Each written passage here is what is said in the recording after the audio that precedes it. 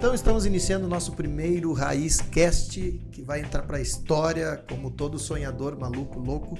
Eu estou imaginando, estou apostando muito que o Raiz Cast vai crescer.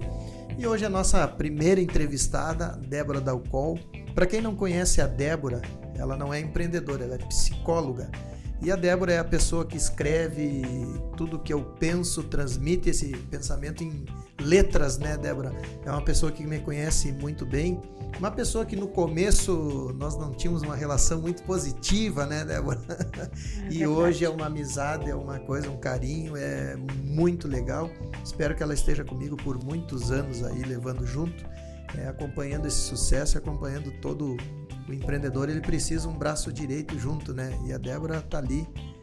E vamos na nossa evolução. E futuramente, talvez, né, Débora, nós tenhamos uma empresa, uma surpresa, algo pode acontecer aí, talvez para meados de 2023. Mas vamos dar o início então, Débora chega até apresentando. E para quem não sabe, o Raiz Cast é ao contrário, não sou eu quem entrevisto.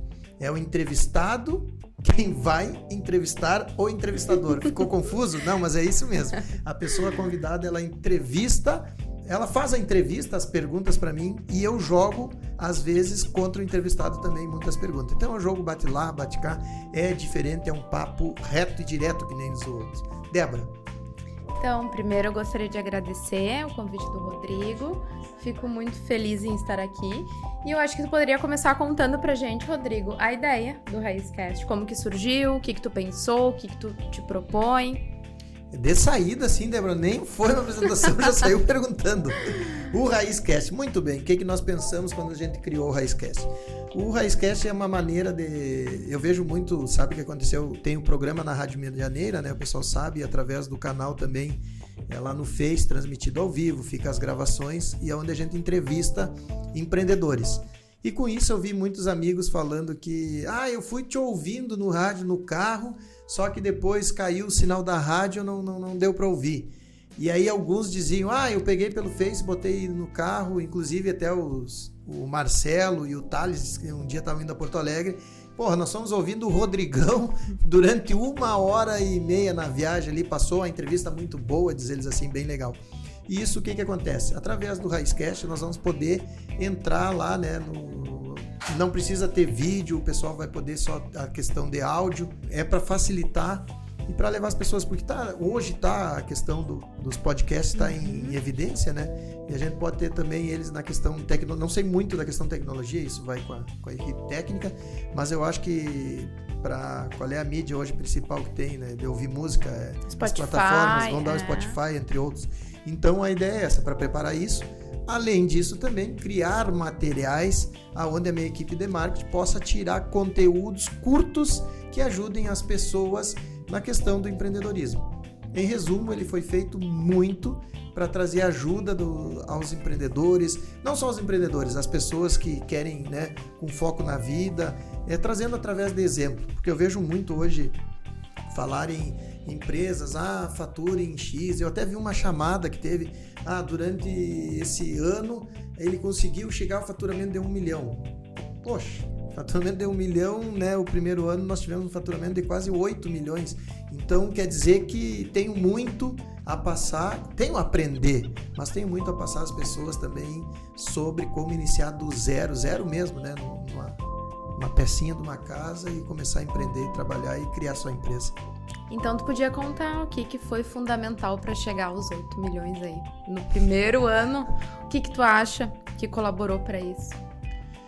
Eu acho que, em primeiro lugar, foi a questão que eu já trabalhava no ramo, né? Então, todo mundo sabe que tinha levado um golpe na empresa, mas vamos dizer, vocês podem linkar quem é funcionário também, anos de experiência dentro do ramo.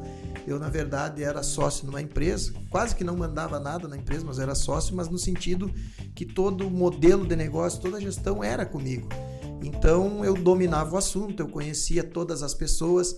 E aí vem uma coisa que eu sempre falo que é muito importante, o network, né? Eu não gosto muito de palavra em inglês, tá? Eu sou muito de falar em português mesmo. Já não falo muito bem português, imagina o meu inglês.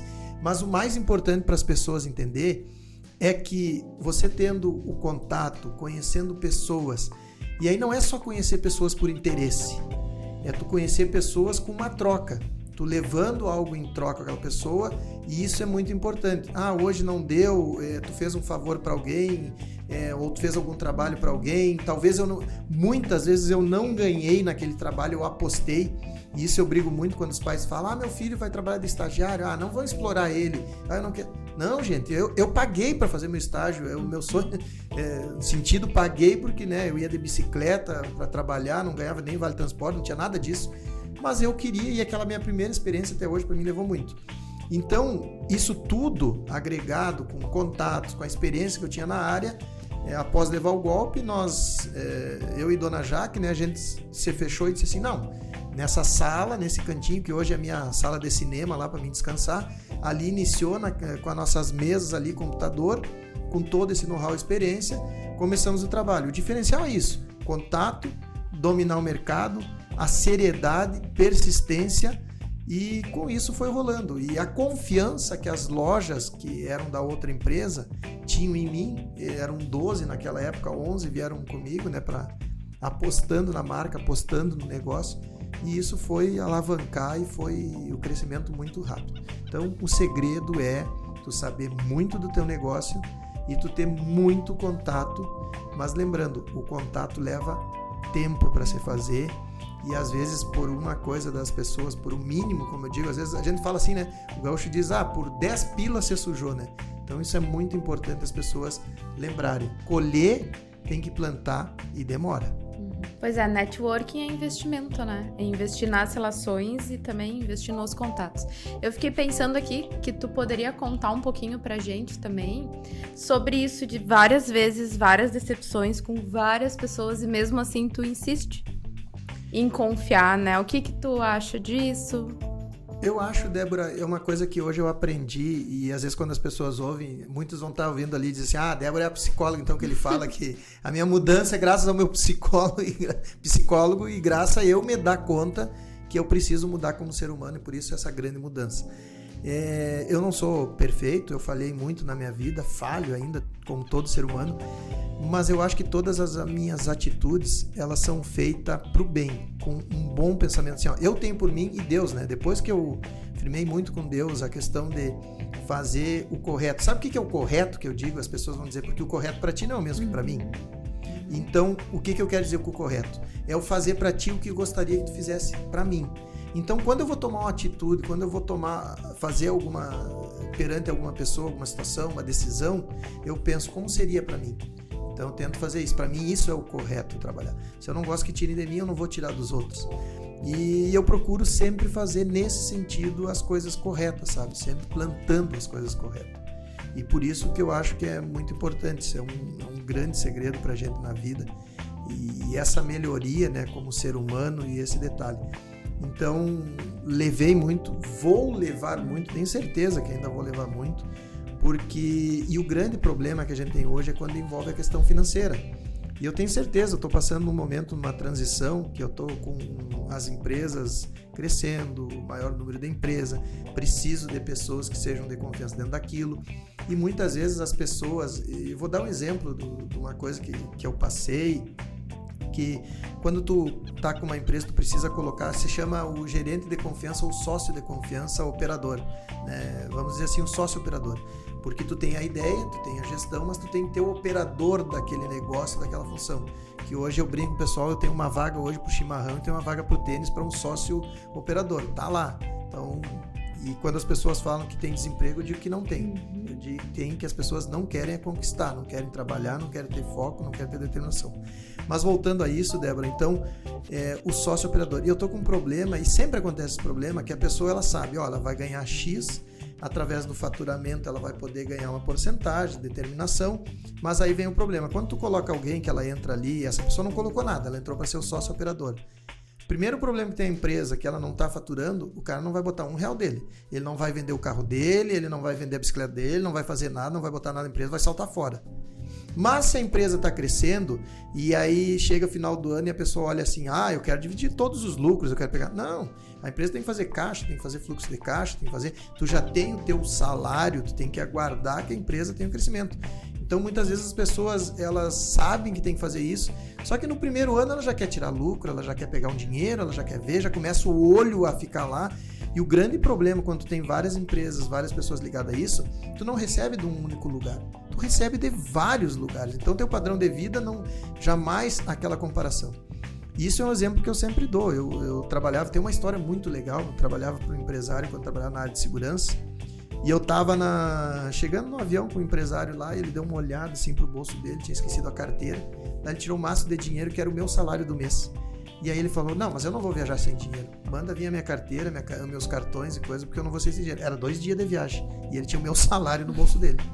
Vocês acham que isso pra mim foi uma inveja de dizer? Tu acha que isso pra mim doeu? Pô, o cara me pagando o salário do mesmo bolso pra ele gastar num dia, achando que ele não tem dinheiro? Não, pelo contrário. Eu fui aquele cara que na hora disse assim, meu Deus, um dia eu podia ser esse cara aí, né?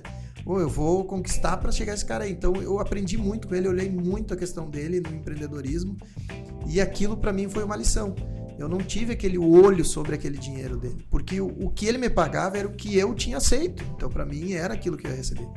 E isso as pessoas hoje têm dificuldade de interpretar, elas têm dificuldade de aceitar quando começa.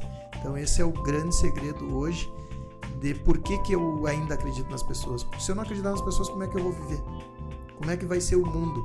Eu até vi uma frase que teve que o pessoal, não sei bem como foi a frase, mas ela disse: a gente veio ao mundo para fazer a diferença, acreditar nas pessoas e tentar levar essa diferença e fazer o bem. Agora, o que as pessoas em contrapartida fazem, isso é uma escolha delas. Eu tenho certeza que aqueles que... Talvez eu tenha errado com alguém tenha dito assim, não, mas comigo tu falhou, mas nunca foi na intenção e jamais foi pensando em fazer aquilo. Mas as pessoas que fizeram isso, com certeza, uma hora a conta vem. E se a gente pensar isso que tu estava falando, de que a gente vem ao mundo para fazer a diferença, qual é a tua diferença que tu faz? O que tu imagina? Várias perguntas que me fazem, um ídolo, uma pessoa que se espelha. Hoje eu tô começando a ter noção sobre isso e vendo, né? Porque eu antes acho que até, talvez o meu ego de eu estar crescendo achando que eu tava perfeito, né? Hoje eu vejo muita coisa diferente. Mas essa pergunta é uma pergunta bem complicada de falar, né? Que eu iria te dizer, Débora? Me formula um método melhor, Débora, me ajuda nessa forma. Então, o que tu espera deixar no mundo? Que foi a diferença que o Rodrigo fez? Como que tu gostaria de ficar conhecido, que as pessoas te conheçam? Aí tu melhorou, tu me ajudou. Não, eu acho que o que eu queria, isso é uma coisa que tem dentro de mim, porque eu chego num local, tem 10 pessoas, eu não consigo ser os 10. Eu tenho que ser um para me destacar naquilo ali, sabe? Isso tá dentro do interior, mas não pelo mal para fazer, mas eu ouço uma reunião, eu vejo uma ideia, já salta aquela coisa, não, mas não é assim. Então, não é por querer se destacar, mas é por ver o diferencial. O meu raciocínio é muito rápido, as coisas acontecem muito, e aí tu não consegue ficar quieto. E eu acho que o Rodrigo que eu quero deixar é o Rodrigo que consiga ajudar as pessoas. Assim, ó, eu quero ganhar muito dinheiro, tá, gente? Não venha aqui que eu vou só fazer caridade. Não é isso. Eu quero ganhar dinheiro, eu quero viver bem. Eu já tirei tudo que foi carteira, já tenho carteira para comprar meu motorhome, viajar, e agora eu vou fazer o meu brevet de piloto, que eu vou ter o meu avião também. Isso aí é o próximo passo. A dona Jaque me chama de louco, mas eu quero fazer meu brevet de avião ainda, vou fazer para ter meu avião. Mas assim, ó, o que eu quero deixar o legado é o Rodrigo que consiga ajudar as pessoas, o Rodrigo que na minha aposentadoria eu consiga fazer palestra e que essas pessoas se inspirem, porque o Brasil hoje, ele não é o Brasil mais do empreendedorismo. A gente fala, o Brasil é empreendedor, mas as gerações que estão vindo agora e as pessoas, elas não são empreendedores, porque elas estão no mundo pensando muito em concurso, estabilidade, é o que mais eu vejo falar hoje. E falta muito às universidades ter uma cadeira de empreendedorismo, falta nós vermos nas pessoas, e isso foi um problema que nós tivemos político no país, que por muitos anos se taxou o empresário como a pior coisa do mundo, o explorador. E na verdade o empresário é quem toca o país, porque governo nenhum tem dinheiro, funcionário público não recebe, funcionários não recebem, não circula imposto se não tiver empresas. E alguém tem que ser o louco para vender a sua casa, botar no negócio e gerar mais de 500 empregos em contexto geral. Então, o Rodrigo que eu quero deixar na história, e isso eu sempre digo que eu tenho pacto com Deus, que eu fico muito preocupado. Às vezes a dona Jaque diz, nós vamos sair para a estrada, meus filhos ficarem em casa, o perigo de nós dois viajarmos, ela tem essa coisa na cabeça, né? Eu digo, não, eu tenho pacto com Deus que eu vou conhecer meus netos, por isso eu tive 4 filhos, então eu quero ser um pai de família, um vô, um exemplo e ver aquele quadro no futuro, antes de morrer, ver aquele quadro dizendo assim, olha, deixei minha história, deixei um legado, deixei uma família e ajudei muitas pessoas dando palestra. Eu acho que esse é o Rodrigo que eu quero ver. Pois é, bem inspirador, né? Parece que tu já sabe por onde tu quer caminhar, trilhar. E junto com isso, assim, o que tu acha hoje que tu gostaria de ter aprendido antes disso que tu vai falando, né? O que tu pensa que teria feito a diferença pra ti se tu soubesse antes? O que o Rodrigo de 10 anos atrás diria pro Rodrigo de hoje? O Rodrigo de 10 anos atrás dizia, Rodrigo, pô, tu tá qualificado, hein? Tu, não só como experiência, e a gente quando é novo, a gente não acredita quando fala pra gente, né? A experiência vai te dizer tudo, uma hora... Não, mas realmente, a experiência diz tudo pra nós. Só que tu diz o Rodrigo de 10 anos falar com o Rodrigo de agora. Isso!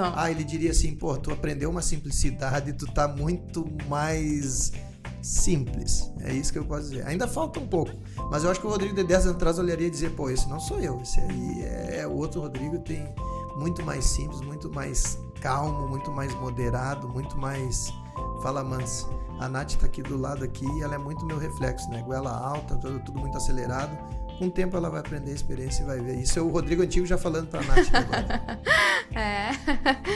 Até é um ponto, assim, que as pessoas geralmente se surpreendem, né, pelos 4 filhos. Assim, eu imagino que tenha sido um desafio pra ti e pra Jaque, porque há 20 anos atrás a situação de vocês não era a situação de hoje, né? Como que foi há mais de 20 anos, né, ter uma filha naquelas outras condições? O que tu pensa também? O que tu daria, né, de recado para as pessoas?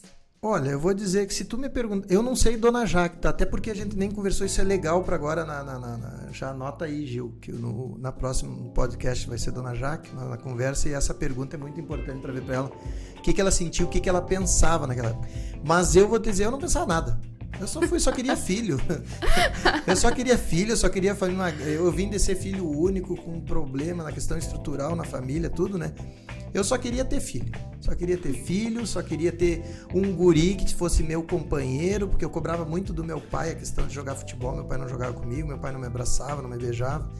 Quem acompanha a história aí sabe, até Débora, eu quero que tu não esqueça de me perguntar, para contar esses momentos do pai. O último momento foi muito show, sabe? Mas eu queria filho, eu queria poder abraçar os filhos, eu podia estar ali.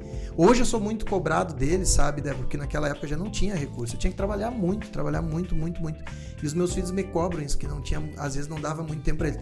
Mas o carinho, o abraço, tudo que eu pude fazer nisso eu fazia naquela época. Só que não dava mesmo, eu tinha que trabalhar, eu passava viajando, não tinha. Ou eu me sacrificava daquela maneira para chegar, ou, né, nós ficávamos estagnado, e eles não teriam o que eles têm hoje, a oportunidade de vida, tudo que eles estão tendo e que a gente está crescendo.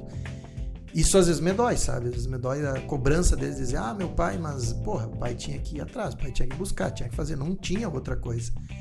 Hoje eu já, quer dizer, o tempo também não tá muito fácil, mas eu procuro, ou essa correria de trânsito lá buscar eles, eu falo para eles, não me incomode, gente, pelo amor de Deus, tô sem tempo, ainda tem que ir lá no meio do trânsito pegar vocês. Não me nego muito deles saírem. A Nicole mesmo, ontem ela tem o carro dela, tem carteira, tem tudo, mas ela foi sair com as amigas, chegou da faculdade e, pô, filha, quarta-feira, pai, minhas notas estão excelentes, estou trabalhando, estou fazendo meu estágio, nós vamos se divertir, acabei a prova, e as notas dela realmente estão muito boas. Eu digo, verdade, o senhor me leva... Aprendeu a argumentar com alguém, né? Isso, aí diz ela assim, eu vou beber. Eu digo, então tá, então levo vocês, depois a gente busca, ou vocês vêm no aplicativo, até porque beber e dirigir não condiz. Então, aí levamos ela, fui lá, levei ela. Hoje eu tento fazer um papel um pouco melhor, pela própria experiência também, né? E com o Dia dos Pais chegando aí, que tá perto, como que tu te avalia enquanto pai? Qual é a tua percepção enquanto pai e enquanto filho também? Então, como pai, eu me avalio... Eu acho que eu falhei bastante. Como pessoa, como ser humano, eu falhei muito. Então, como eu disse, essa minha mudança, tudo que aconteceu agora... E como pai foi a mesma coisa. Eu era meio desestruturado no sentido que eu não tive uma estrutura muito forte familiar, né? Então eu tinha muito saía do sério. Dona Jaque me aguentou muito. Dona Jaque foi muito corajosa mesmo. Por isso que hoje, quando qualquer atitude que eu vá fazer, eu penso muito na questão pelo que nós passamos, entendeu? Então, mas como pai, eu vou te dizer que realmente, por mais que eles me cobrem, eu fico chateado na questão de trabalhar, isso eu acho que eu acertei. Porque o que eles têm hoje, eles não podem reclamar. Mas eu poderia ter sido mais como eu sou hoje, um pouco mais parceiro, conversar um pouco mais. Eu acho que talvez conversar, sabe? Aprender a conversar. Ainda também não domino, porque às vezes eu me irrito e aí o bicho pega. Mas eu acho que mais conversar. Ter mais... Isso eu falhei, sabe? Mais conversa, eles se sentirem mais... Eu acho que eles olham um pai muito louco, por mais que seja brabo, coisa... né? Cachorro que late, às vezes não morde... Eu acho que é nesse sentido aí, deveria corrigir um pouquinho mais, estou corrigindo, né, nesse sentido. Mas demais, na parte de carinho, coisa, tenho certeza que eles não, isso eles com certeza têm e sentem um pai nesse sentido. Agora, como filho, só para vocês terem uma noção, meu pai faleceu, acho que semana passada, foi retrasada, e nós não tínhamos um bom relacionamento. A questão, meu pai, ele desde cedo, e hoje eu entendo, sabe, ele não teve uma estrutura, ele saiu muito cedo de casa, ele enfrentou a vida. O meu pai teve problemas alcoólatras, então o casamento dele, da minha mãe, nunca deu certo, era uma briga constante. Eu tive dos meus 3 aos 11 anos, como vamos dizer assim, não tinha Natal, final de ano, porque meu pai era a época que ele bebia, ia pra rua, sumia. Daí o Fábio, era eu e o Fábio indo atrás dele, buscava na sarjeta, esse tipo de coisa. Então não tive um pai referência, mas não foi culpa dele. E isso eu não entendia. E quando ele prometeu, daí ele, lá nos meus 15 anos, quando eu mais precisei, sabe, que era a minha meta focar, o pai é um cara vendedor absurdo, eu tenho esse dom dele. É um cara que muito bem quis, todo mundo adora ele. O pai, na verdade, todo mundo adorava ele e eu tenho pessoas que não me adoram, eu é 880, né? Ele já é uma pessoa que a maioria das pessoas adoravam ele. E é um comercial, assim, absurdo. É um cara que... Ele ganhou um prêmio de maior vendedor no Brasil, numa cidade chamada Quaraí, pequenininha, vendendo produtos veterinários, porque ele tinha um dom absurdo. E no boca a boca. E no boca a boca. E foi... Então, com 4ª série, né? E aí ele abriu a veterinária dele. Isso foi uma coisa que eu meti uma pilha com os 14 anos. Ele abriu a veterinária dele, o Dom. Deu certo pelos 2 anos, assim. Mas aí a questão casamento, relação, não deu certo. Aí ele abandonou, e foi quando eu mais precisava para ir para a faculdade, aquela coisa. Então eu não perdoei ele. Por uns 4, 5 anos a gente não conversou mais, ele foi embora, depois ele tentou me procurar, eu não queria conversa. Até que um dia a gente se reaproximou, eu comecei a conviver com ele, mas ele conheceu uma pessoa, a Luísa, uma pessoa maravilhosa, cuidou dele, foi assim, foi uma pessoa iluminada o casamento dele. Ela já tinha 3 filhas e as 3 filhas adotaram ele como pai. A Cris, eu digo que é uma irmã minha e filha dele, foi muito filha dele. Os netos que ele tinha lá. A minha mágoa é que ele nunca veio na minha casa. Eu fui lá para buscar ele, convidava ele para vir, disse que ia buscar ele, mas ele nunca quis. Então, no dia que ele teve problema de câncer, há 5 anos atrás, perdeu o estômago e ele vinha lutando esses 5 anos assim contra o câncer. A gente brincava de vez em quando que uma vez chegou uma pessoa para a Luísa lá e falou: que judiaria, né? O tio teve câncer, né? Vai morrer. E aí, passado um tempo, o seu Adir estava lá e o marido dela morreu e o Adir estava lá ainda. Os vizinhos, durante todos ali também visitavam o seu Adir, não sei o que, 4, 5 morreram também e o seu Adir estava lá. Passou 6 anos depois que ele tirou o estômago, teve câncer. Mas ele, nos últimos tempos agora, daí o câncer voltou, tomou conta, ele estava mais sofrendo, né? E a Cris me ligou para finalizar aqui a história. A Cris me liga e diz assim: teu pai tá mal num domingo. E aí eu digo para ela: Cris, vai me mantendo informado, porque era segunda-feira o aniversário da Jaque, surpresa, o pessoal, todo mundo tá vindo, me mantém informado, qualquer coisa. Terça-feira eu tinha que ir para Bento Gonçalves, a agenda já estava lotada. Aí terça eu tinha um evento e na quarta-feira eu iria para Bento. Eu disse para ela: vai me mantendo informado. Segunda de manhã ela me ligou: não, tá na mesma coisa, ele não dormiu. Eu tive o aniversário da Jaque, daí na terça-feira tinha um evento, liguei de manhã, liguei de noite, e a Cris: não, tá na mesma situação. Aí na terça-noite, quando teve o evento que eu voltei, eu liguei para ela me disse assim: olha, teu pai e os médicos aqui disseram que essa noite tá muito complicada a situação dele, ele já faz 2 dias que não dorme. Aí eu levantei, eu me deitei e digo: não, qualquer coisa tu me avisa. Só que para te ver como ser humano a gente aprende coisas. Na minha cabeça eu seguiria, porque, né, e qualquer coisa que ela me ligasse eu voltava lá. E eu seguiria a minha rotina, trabalho e coisa. Na quarta de manhã, eu nunca dormi depois das 8 da manhã. Nunca. Eu posso chegar às 5 da manhã, ficar lá, ou... Eu nunca passei das 8 da manhã. Aquele dia eu me acordei às 9 horas, era 10 para as 9, atrasado, eu tinha que estar em Bento Gonçalves ao meio-dia. Chamei a Jaque, ela também tinha dormido, nunca vi a Jaque também dormir nesse sentido, e a gente acordou atrasado. Quando eu levantei, eu pensei, eu digo, vou chamar a Cris para ver como é que tá o pai. E tu acredita que eu acordei, olhei meu celular, a Cris me mandou mensagem. Olha, teu pai não tá muito bem, essa noite passou, os médicos estão muito preocupados com ele, e é a terceira noite, é 3 dias sem dormir, ele tá um zumbi aqui, né, coisa. Aí eu olhei pra Jaque e disse assim, vamos a Quaraí? Aí eu já, claro, vamos, eu acho que tá na hora. Aí eu liguei pra minha secretária e disse pra ela, ó, cancela todas as agendas, eu tô indo direto pra Quaraí agora. Aí fui direto pra Quaraí, cheguei, era 1h30 da tarde lá em Quaraí, direto ao hospital. Quando eu entro na cama, ele olha. Primeiro ele não conheceu, porque ele estava tendo problema também. O cérebro dele tinha feito tomografia, sei lá, e ele estava tomando conta e ele estava virando já na questão de esquecimento mesmo. O cérebro já estava perdendo a... E aí ele não reconheceu. Aí quando eu falei para ele, pai, você não conhece? Aí ele, o Rodrigo. E aí sabe que ele me olhou, ele fez um sorriso, uma coisa mágica, um sorriso que ele estava.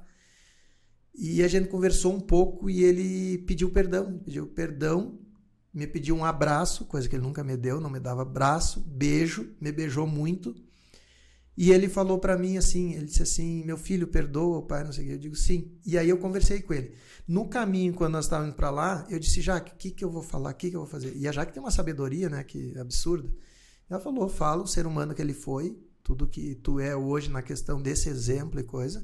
Não fala como pai, porque aí eu vou ter problema de falar. Fala como ser humano, a pessoa e o que ele foi do espelho e que ele já tinha. Aí conversei com ele da missão, tudo. Falei para ele, digo, pai... E ele falava em espanhol, ele dizia, mi mamá está cá, está dizendo que está muito lindo, já arriba, está me aguardando para... Que ele falava que a mãe dele chamava ele, que já estava chamando ele. E eu perguntei para ele, e por que tu não vai? Eu tô com medo, tenho medo de morrer, diz ele. E eu digo, mas agora que tu não tem que ter medo de morrer, tu tá cansado, tá acontecendo as coisas, tu sabe tudo que tu tinha que fazer, tu já fez. Aí ele pediu um abraço de novo, daí ele sorria, olhava, me sorria. E eu lembro que na hora eu rezei, daí eu olhei para cima e disse assim, Deus, se for para me acompanhar ao velório dele, eu quero que ele descanse até o final do dia, para mim estar junto. Se não for, que assim que eu sair, hoje à noite, ele descanse, para, né, poder, porque ele já estava sofrendo. Deu 5h30 da tarde, e teve uma hora assim que ele fechou os olhos, assim, quase foi, sabe? Daí ele acordou de novo, voltou, sorriu. E eu pensei para mim, eu digo, seria um egoísmo, né? Eu querer eu estar ali, sendo que a Luísa foi a companheira dele. A Luísa teve por muito tempo a companheira dele, seria um momento, acho que dela, né? Para ficar aquela coisa. E seria um egoísmo meu. As pessoas vão perguntar, mas por que não tá no velório dele? Porque ele tinha a família dele, tinha escolhido a família dele, e eu não estava citando aquilo ali. E o que eu tinha que fazer era em vida, foi o que eu fiz conversando com ele. Aí falei com a Cris, peguei o carro, saí de lá, cheguei em Rosário, para quem não sabe, 200 quilômetros, 2 horas depois ali. Quando eu paro em Rosário, que eu vou abastecer e pegar uma água pro chimarrão, eu fui pegar o meu celular, a Cris botou, teu pai morreu. E aí ela desligou de novo. E ela apagou a mensagem para mandar para Jaque, para mim não ver. Mas eu já tinha visto.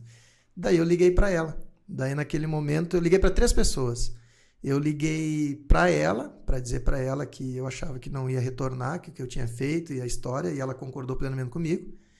Liguei para o Fábio, perguntar, porque o Fábio também teve problema com o pai dele, quando o pai dele morreu longe, coisa que ele não foi, ele disse que, né? E até porque os outros também não tinha que dar explicação no sentido por que não tá lá.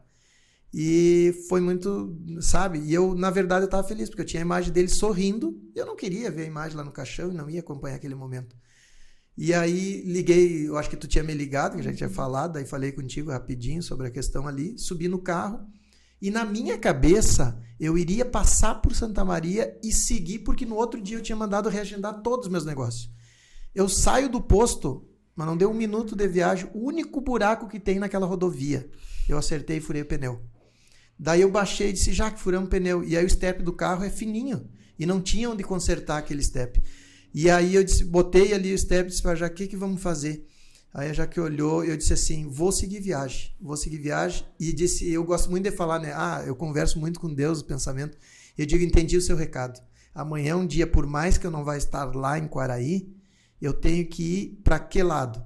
aos meus filhos que eles vão estar precisando nesse momento. Porque a Nicole ligou, pai, eu vou pegar as crianças e nós vamos ir para Quaraí. Eu digo, não, minha filha, é uma viagem muito longa, o que tinha que ser feito o pai já fez, já está tudo tranquilo. Aí eu disse para Jaque, não, recebi a mensagem, vamos para casa, amanhã eu vou ficar em respeito de luto com ele, não vou trabalhar, porque eu acho que tem que cortar a questão financeira, dinheiro, né? E em respeito àquele dia, fico em casa com os filhos e o pensamento, volta a minha agenda no outro dia. E aí foi o que aconteceu, eu recebi o recado, me fui para lá e fiquei em casa daí com as crianças. E até foi muito bom, porque quando a gente chegou, conversou com todos eles, assim, e eu vou te dizer que foi um clique. A minha vida dali para cá também, muitas coisas fizeram sentido e muitas coisas mudou. Foi muito bonito, né? Um momento muito bonito e de encerramento, mas de um novo início para ti também, né? De poder também internalizar e ter dentro de ti esse ser humano que ele foi, né? É o que eu levo isso aí. Então, acho que a gente pode encerrar o programa hoje, o Raízcast, com essa história e também mostrar que por trás de todo empreendedor, né? E tem várias quedas, tem vários momentos difíceis, mas que é um voo, né? Então tem momentos lindos também, como esse que tu contou. E no encerramento só vou dizer assim, não existe só momentos lindos. Essas últimas 2 semanas eu tive quase para dizer, não quero empreender mais, meu Deus, eu quero sumir. E isso acontece e isso é realidade, só que tu tem que ter foco e não desistir. Mas antes de encerrar, Débora, de dar tchau pro pessoal, vem a minha contra, o que tu, Débora, tá achando hoje da questão de assumir um RH com esse desafio e de pensar já para ir pro lado do empreendedorismo como tá pensando? É um desafio, né? Mas eu acho que eu posso terminar a fala, iniciar e terminar dizendo que, como o nome da empresa já propõe, que quando a gente tem parcerias, fica mais fácil de trilhar os caminhos, até mesmo quando eles são mais difíceis e são novos, assim. Então, eu penso que na energia das parcerias, a gente consegue construir muita coisa. Inclusive quando a gente está construindo um setor, né? Então eu penso que é possível quando a gente tem bons parceiros do nosso lado. E nova empreendedora em seguida. Então tá, vamos encerrar. Agradeço a todos vocês que ouviram o Raízcast. E só deixar, a Débora não é esse anjinho, tá, pessoal? Ela tá agora ela inventou um tal de chá da casa dela, que eu não sabia que existia essas coisas aí. Existe, e ela fica me cobrando um presente, gente. E ela não é esse anjo que vocês vejam aí, tá? Só para deixar registrado que ela tá me cobrando um presente. Muito obrigado a todos vocês, então. E eu vou encerrar com a minha frase que eu encerro em todos os programas, ou palestra, ou inclusive o Raízcast. Fiquem com Deus.